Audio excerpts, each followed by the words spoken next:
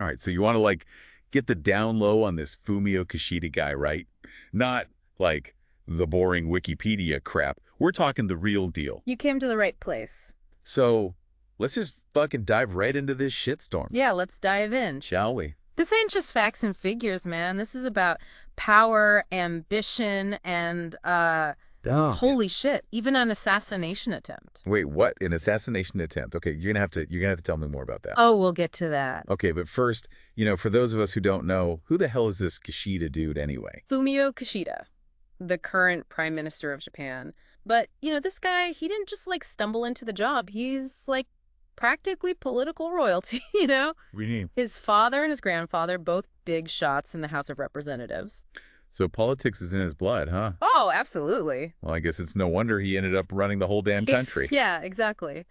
And get this, his family, they hail from Hiroshima, ground zero for the atomic bomb. Imagine growing up with that shadow hanging over you, man. That's heavy. Yeah. I bet that, really shaped his worldview. Oh, absolutely, yeah. But here's a curveball for you. Little Kishida, he didn't just grow up in Hiroshima. His family actually moved to New York City when he was a kid. Oh, really? Yeah. Interesting. He went to elementary school there. Talk about a culture clash. So we've got a Japanese politician who spent his, formative years in the Big Apple, huh? You got it. Okay, this is getting interesting. Oh, we're just getting started. So after school, Kishida, he dabbled in finance for a bit. Okay. But, the political bug, it bit him hard. I see. And he ended up getting elected to the House of Representatives in 1993. So he followed in his family's footsteps. Mm-hmm. Not exactly a shocker. Right. But, what did he actually do once he got elected? I mean, spill the tea. Yeah. What's the dirt? Kishida, he climbed that political ladder like a goddamn monkey, man. Give me some specifics. Minister of State for Special Missions, Minister for Foreign Affairs. He even became Japan's longest-serving foreign affairs minister. Damn. This guy was a political workhorse. Oh. What else? He was also the leader of the Kichikai faction within the LDP. Maybe the LDP. The Liberal Democratic Party. Oh. They're considered a bit more moderate than some of the other right-wing factions in the party. Okay, so we've got a political blue blood with a Hiroshima background and a stint in New York who worked his way up the ranks and led a faction of moderates. What's next? This is where things get a little juicy. Oh, good. Enter Shinzo Abe. Oh, shit. The guy who got assassinated. Wasn't Kishida, mixed up in that whole mess? Peak time. Kishida was foreign minister during Abe's time in office. Gotcha. In fact, he was actually instrumental in setting up Obama's historic visit to Hiroshima back in 2016. That's some serious diplomatic maneuvering. But wait, didn't something kind of weird happen with Kishida, Nob? Something about a pop star or something? Yes, the Pico Taro incident. Oh, yeah. Remind me about that. So Kishida, as foreign minister, he actually appeared with this Japanese comedian who was known for his song Pen, Pineapple, Apple, Pen at a UN event. Wait, seriously. The pen, pineapple, apple pen guy. What the hell was he thinking? It was a bizarre attempt at cultural diplomacy, to say the least. I think he was trying to showcase Japan's cool side. Oh, no. But it backfired spectacularly. People thought it was totally inappropriate for a diplomat of his stature. Yeah. That's pretty cringeworthy. I bet he wishes that one would just disappear. Anyway, back to Kishida and Abe. So despite that whole Picotaro fiasco, Kishida left the cabinet in 2017. Really? Yeah. Why? Did he get fired? No. He left to chair the LDP's Policy Research Council. Why? That sounds boring as hell. Why would he give up a sweet gig like foreign minister for that? He was playing the long game. He was positioning himself for a run at the top job. You mean prime minister? Oh, exactly. Think of it like getting an MBA to climb the corporate ladder.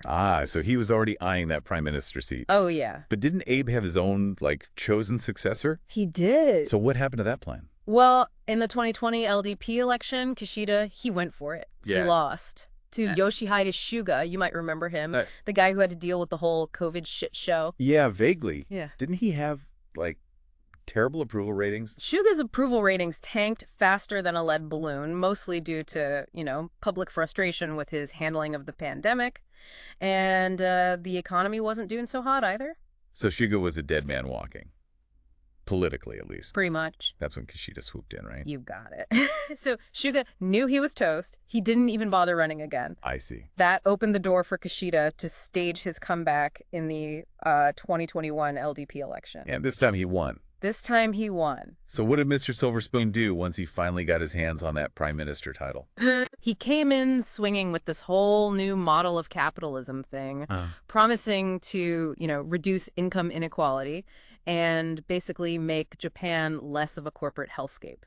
It sounds like the usual political bullshit to me. Yeah. Did he actually, do anything to back up all that talk? Surprisingly, yeah, kinda. Really? He actually managed to shake things up economically. Like what? Moved away from Japan's long-standing deflationary policies. Wages actually started to go up. No shit. Which was pretty unheard of. Huh. Maybe this Kishida guy is more than just talk. Don't get ahead of yourself. Okay. He also made a lot of noise about tackling Japan's declining birth rate. Right. The whole, Japan's going to disappear because no one's having babies thing. Exactly. Okay. Promised to double the child care budget and even created a whole new agency to deal with kids and families. Okay, so he was trying to make Japan a little less depressing. Yeah. And a little more kid-friendly. Did it work? The jury's still out on that one. Some people say it wasn't enough to, really move the needle on the birth rate, but at least he was trying to address the problem. Right. Okay, so we've got his economic policies and his attempt to fix Japan's baby bust. What about COVID? How did he handle that shitstorm? Well, this is where things get really wild. Okay. Remember how Suga basically got kicked out because of his shitty COVID response? Yeah, the public was ready to string him up. Exactly. So Kishida knew he couldn't fuck this up. Right. So when Omicron hit, he went full lockdown mode. Travel restrictions, vaccine mandates, the whole 9 yards. Smart move. But didn't he end up catching COVID himself? Oh, yeah. In August 2022, he tested positive for Omicron and had to, run the country from his quarantine bunker. Talk about bad timing. Yeah. Did it, completely derail his plan? Yeah, he powered through it, did his meetings online, issued statements, the whole shebang. After he recovered, he started easing restrictions, ditched visa requirements, and basically downgraded COVID to the same level as the flu. So he went from lockdown maniac to freedom fighter? Yeah. Quite a turnaround. Well, people were getting restless with the restrictions, and the economy was hurting. Yeah. He had to, strike a balance. Right. Eventually, he decided to let people breathe a little. Makes sense. But wasn't there some pushback against his COVID policies? Yeah. Especially from Okinawa. Yeah, the Mainichi Shimbun. Ooh. One of Japan's major newspapers, they basically said that, his relaxed COVID policies were putting Okinawa's medical system at risk of collapse. Oof. Not everyone was on board with his let's party approach to COVID. Nope. So if that wasn't enough, he had to deal with another nuclear nightmare. Yeah. Fukushima. Oh, shit, yeah. That whole radioactive water debacle. But one and only. Didn't that piss off a lot of people? You bet your ass it did. So Kishida's government, they decided to release treated radioactive water from the Fukushima nuclear plant, into the Pacific Ocean. Didn't China, flip out about that? Totally. China banned all imports of Japanese seafood. Wow. Which was a huge blow to Japan's fishing industry. Damn. Mm-hmm. So Kishida's Fukushima decision had some serious economic consequences. How did he try to smooth things over? He did what any desperate politician would do. What's that? He started publicly stuffing his face with fish from Fukushima. Oh, really? Yeah. He and his cabinet ministers, they were having these photo ops where they were, eating sashimi and sushi, trying to convince everyone that it was safe. Jeez, talk about putting your money where your mouth is. Did it work? Hard to say. The damage was done. Right. China's ban stayed in place. And a lot of people, they were still freaked out. But hey, at least Kishida got some good PR out of it, right? Yeah, I guess. Okay, so we've covered Kishida's family drama, his rise to power, his economic policies, his COVID roller coaster, and the Fukushima fiasco. What else is there to know about this dude? We're just scratching the surface, man. We haven't even touched on his adventures on the global stage, his bromance with the South Korean president. Oh, yeah. And yeah, that whole assassination attempt thing. Hold on. You're not bullshitting me about the assassination attempt, are you? Head serious. This guy's life is like a goddamn political thriller. Okay. We'll get into all the juicy details after. Well, we're not taking a break, are we? Fuck no. Let's keep this party rolling. All right, then. Buckle up. Because things are about to get even wilder. So, Kishida, on the world stage, this guy's got some serious ambitions when it comes to global politics. Lay it on me. What's he been up to? Playing Risk with real countries? He's been pushing this free and open Indo-Pacific strategy. What is that? It's basically trying to rally support from other countries to counter China's, growing influence. So he's like America's wingman in Asia, trying to keep China in check. Pretty much, yeah. He's been strengthening ties with the Quad. What's the Quad again? The U.S., Japan, Australia, and India. And get this, he's even been cozying up to NATO. Hold on, NATO. Isn't Japan supposed to be, like, pacifist? That's kind of a mixed message, don't you think? Yeah, well, things get complicated when you got a superpower like China right on your doorstep. I bet.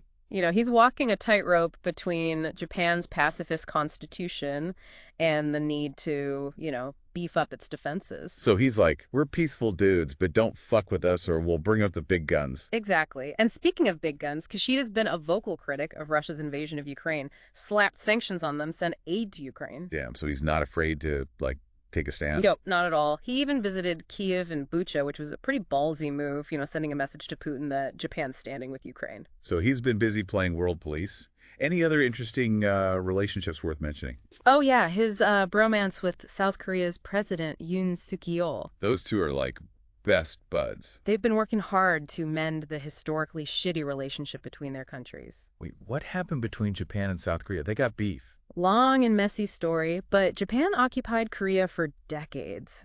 And, there's still a lot of bad blood over it. Ah, so Kishida and Yoon are trying to bury the hatchet and move on. Yep. They've been making progress, too. They even had these historic reciprocal visits, the first between the country's leaders in, 12 years. No shit. And get this, they had a summit with Biden at Camp David. The presidential retreat. The one and only. No. They came up with the Camp David principles, which basically outlines their plan to, work together against China, North Korea, and Russia. Damn, so they're forming a little posse to take on the bad guys. Pretty much. They even agreed to expand military cooperation and hold annual drills, like they're creating their own little Avengers team. Any other potential recruits for their team? Well, there's been talk about a potential summit with Kim Jong-un, which would be a huge deal. Whoa. Hold on.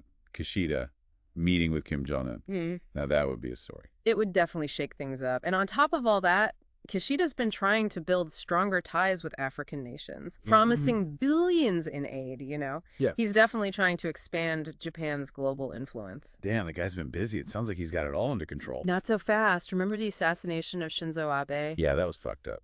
Well, it turned into a huge headache for Kishida. How so?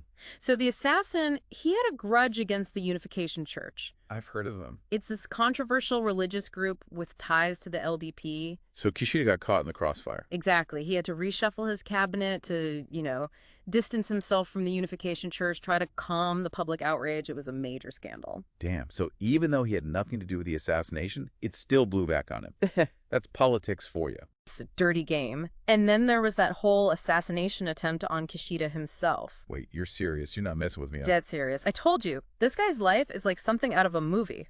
Okay, tell me everything. What the hell happened? He was giving a campaign speech, right? Yeah. And some asshole threw an explosive device at him. Holy shit. Was he hurt? Luckily, no. He was evacuated just in time.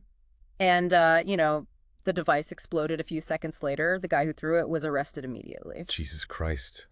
What kind of psycho tries to assassinate a prime minister? Some reports suggest that the guy was, pissed off about Kishida's policies. Yeah. But the details are still pretty murky. So this guy's got enemies everywhere. How did he react to the whole thing? Dude's got balls of steel. He just shrugged it off and kept campaigning like nothing happened. That's hardcore.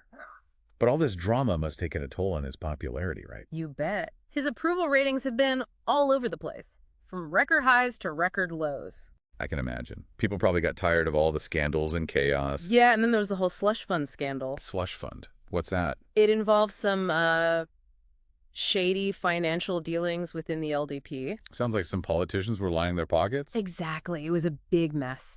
And, Kishida had to clean house, firing ministers, even dissolving his own faction within the LDP, to try and contain the damage. Damn, this guy can't catch a break. So where does that leave him politically?